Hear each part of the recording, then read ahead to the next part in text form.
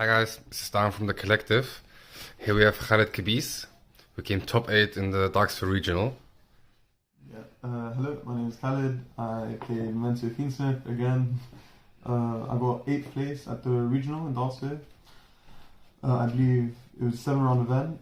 There was 128 people, and I played 4 Pure Izio, 1 Blue Eyes, 1 Melodious, and 1 Unchained Musket Fiendsmith. Yeah. Alright, cool. And to what matchup did you lose? I drew against Pure Izio in round 1. Connor, a long day. And I also lost to Fiendsmith Unchained Musket. I only lost because, unfortunately I just didn't open like a good hand. But like the whole tournament I didn't brick once or anything, but outside of like that specific rule. But it was fine. Still, 8th place is very good. Let's get to the profile.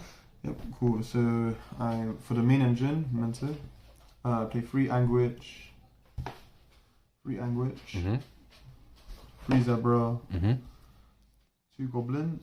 These are all the ones that are played at more than 1. Then the rest are just 1-offs.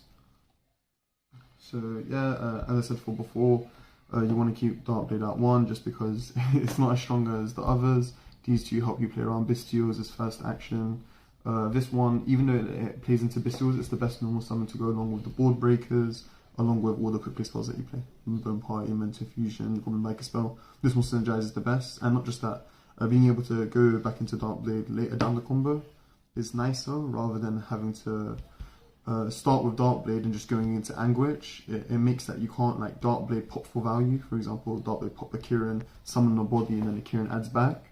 Like if you started with the Anguish, like you really can't pop this guy or the Sleepy, and you want to like maximize off all the popping effects. That's all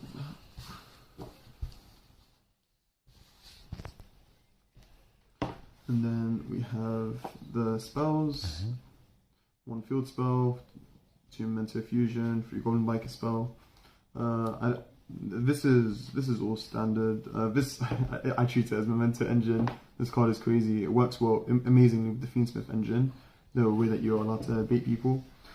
Or for example, you summon sequence effect. They think you're trying to get into a Desiree, or they think you're trying to access engine if they assume that you're playing a deck like Yubel Unchained. It's a Fiend deck that can access your engine. And then this card just punishes them. It punishes imperms. You just dodge it, summon Goblin. And then even through that line, even if they imperm the Goblin after, you can still full combo because of the Proxy F Air Eater line, but I'll get into that in another video. And then just 2 Memento Fusion. Even in Pure, I don't think this is supposed to be played at 3. Why not? It's because it's a 3-card combo. All these other cards are just like 2 cards. Like even like Field Spell isn't that bad to open. The only annoying thing is that you have to SP your own Creation King to get in the banish for the Birthment. But like that's why we play SP. It's like it's a winning reason to play SP over Duke of Demise and a Bow, just because in those scenarios it comes up, and not just that, it's an easy card to make that plays around Nib. If for example you can't make the High King for whatever reason, but like normally like SP always comes up more as well in that regard. But yeah. Nice, makes sense. And then for the Fiendsmith engine, we play 1 Lacrimal, 1 Lorry, triple Engraver, 1 Tract. You don't need to play more than 1 because quite often or not, like sometimes I actually end up using this card's Grave effect. Like for example, if you open like 1 Engraver plus like any of the other names or like a second copy of itself, when you Tract Reborn this and then you have another name in hand, that means that when you go into Lacrimal summon, you'll have an Engraver Reborn, which means you have this one, the Lacrimal, and the Engraver, all bodies that you can just like fusion into Desiree.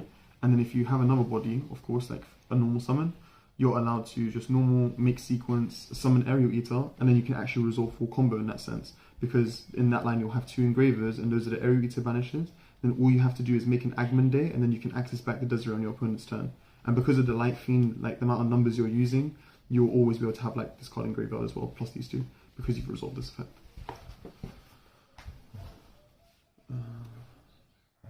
Not to non-engine? Yeah, for non-engine, it's actually the same as the previous list. It's 1 Mag, 1 Juris, 3 Thrower, 1 Call By, 3 Talent, 3 Droplet. The reason why I still like these is just because Droplet is just the best card for beating cards like Dweller or Detonator, or just beating Malice. When you're playing into their board, normally I just hold it for like White Binder and to prevent them from banishing, or like even for a White Rabbit, because like one non-target banish is nothing, but like sometimes the second one will hurt, and this card just like comes up infinitely.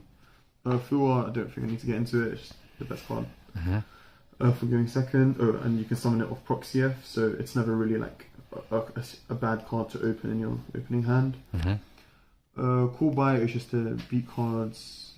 I'm pretty confident when it comes to like comboing through hand traps and stuff. So like this one helps me like filter through the ones that I know I can't beat, and then the one that they're holding is the one that I'm gonna make them like be a lot more redundant, because if I've resolved a certain card because of Kbies, then I've already amassed so much value. Because in Memento it just often happens in that way, where one card resolving could be the difference between you playing through 1 or 2 hand traps. In Talon, yeah, as I said, like you have multiple pushes in this deck, so this card becomes infinitely better because you just normal 1 Anguish. Even if you have Bone Party, if you think they have the Veiler and the Ash, you just normal Anguish, search, they Veiler it, you go, okay, resolves, Talents, let me see your hand, rip the Ash Blossom, and then activate Bone Party. In that way, like, it countermeasures the whole point of, like, you're going to lose two hand traps, and this always fixes that. But, like, in this deck, I believe, like, I solidly always play through 3.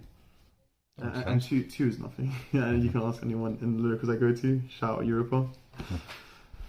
For the Bestials and Ash, this is literally just like a 4th copy of Kbies for Molcharmies, and normally I can always play through Molcharmy, but when it comes to double Molcharmy, I just don't want to give them that many draws.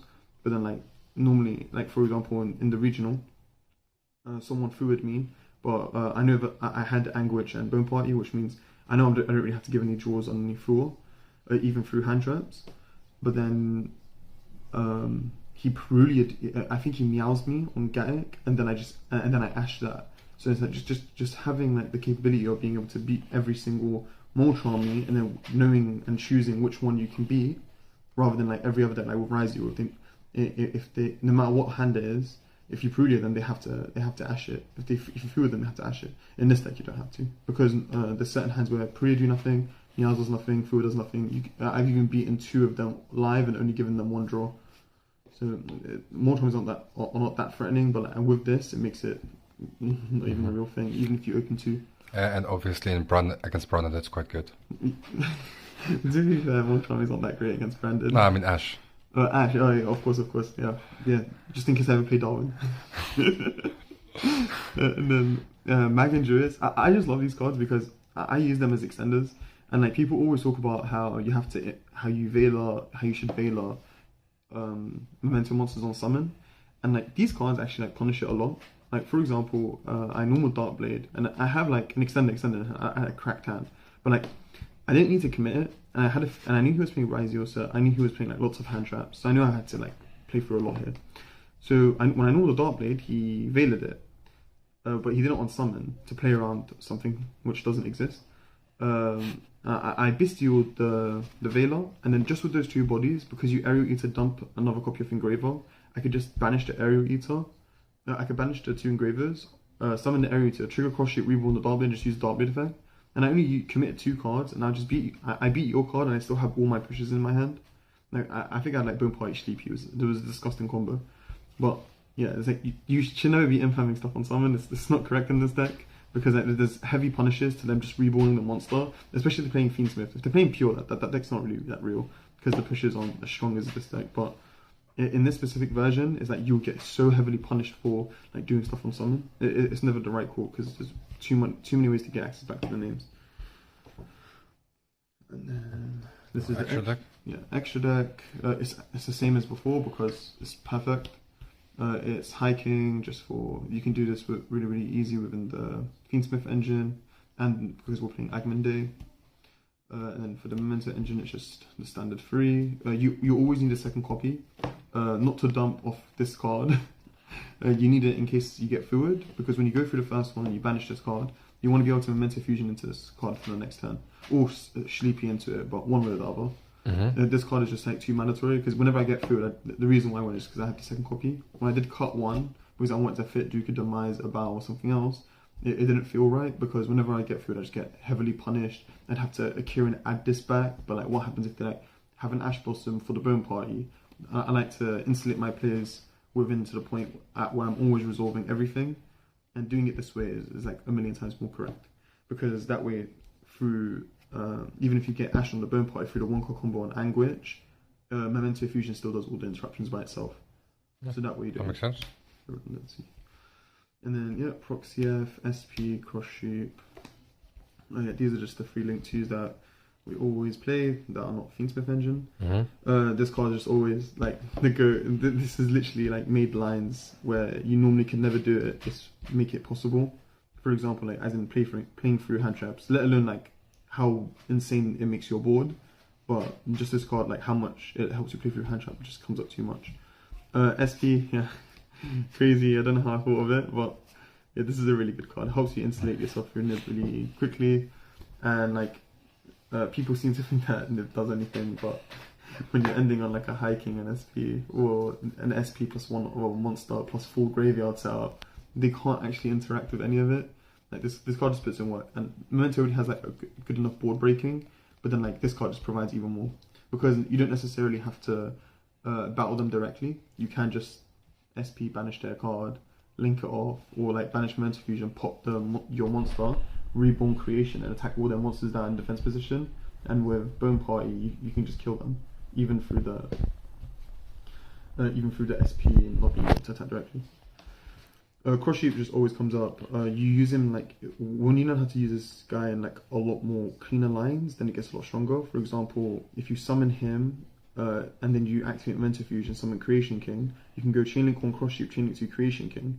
So now wherever you dump off the Creation King, you can non-target Reborn off the Cross Sheep. And for example, it works the same with another card. It works the same with Baphomet. For example, when someone tried to lock me out the Fiendsmith Engine by nibbing me, how I got access back into it is I summoned Cross Sheep, had Proxy fused into Baphomet, and then summoned Chainlink 1 Baphomet, Chainlink 2 Cross Sheep, dumped Lacrima, reborned Lacrima off the Cross Sheep. Is that honestly, that's like a lot of bodies, but the thing is that in this variant... Oh, so chaining 1 Cross Sheep and then chaining 2. Yeah, it's always Chainlink 1 Cross Sheep, because this is a non-target reborn, so you'll resolve the dump first to dump the card that you wanted to dump. And then you summon it on target. Exactly. Nice. So in that way, like they can't even... There's nothing to bestial, because it's not even in the grave yet. So that's a really cool thing. How greedy. And then, yeah, Baphomet, just the goat, being able to summon Creation King.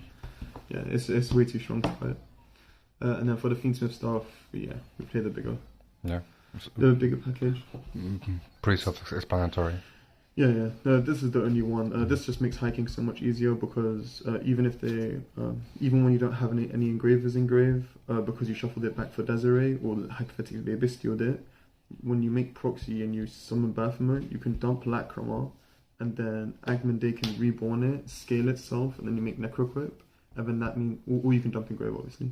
But then you can make Necroquip, and then that makes it easier, because the Baphomet plus this equals a hiking. So in this variant, you can always make hiking. Yeah. And then for the side deck, I changed it up a bit. I'm playing 3 Perelia, 3 Meows. So I am playing all 9 Ultra Armies. It was kind of just like a choice for this tournament. I didn't feel like people would be playing Malice that much. And I was just mainly focusing on Ryziel, which I ended up playing against more.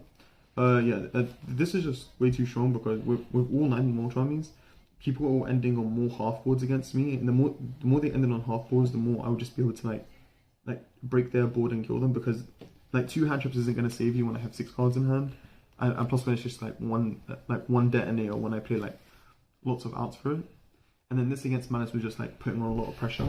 Like I did take out the Chaos Hunter, so there is no more Malice hate, but I did think that this was kind of enough, because I didn't think I would be playing against it that much. And I don't know, I feel like this you would put them on a half board, or this just turn skip them. Chaos Hunter I did miss, but thankfully I just never played against Malice in this tournament. And then I'm playing 3 Grand Entrance, 3 Encore. These are still the best cards against Ryziel. But with all 9 of these now, it just became a lot easier just to always win. That's why I was undefeated against Ryziel for this tournament. It was really nice. To be fair, I never opened this card once, but I still opened these cards, which was always enough. But yeah. Right. Now to shoutouts. Darwin, the best banded player, Europa Gaming, best locals in London. Shout out to Pasha, Connor, Coda, D-High. And shout out to Rocco. Good on him for winning the event. This deck is really difficult, and you can only get there if you're putting you actually cracked in it. And he's actually gone a lot better. So shout out to him. Really good job. Very good. Yeah, and shout out to James Rispoli and Lawrence. And Brad for some reason. But yeah, so I also do coaching, just to let you know. I used to coach Rocco. I showed him how to play the Fiendsmith variant with my specific combos, as in with the proxy after Baphomet, and not playing certain cards. And I've always helped him, and he's also helped me.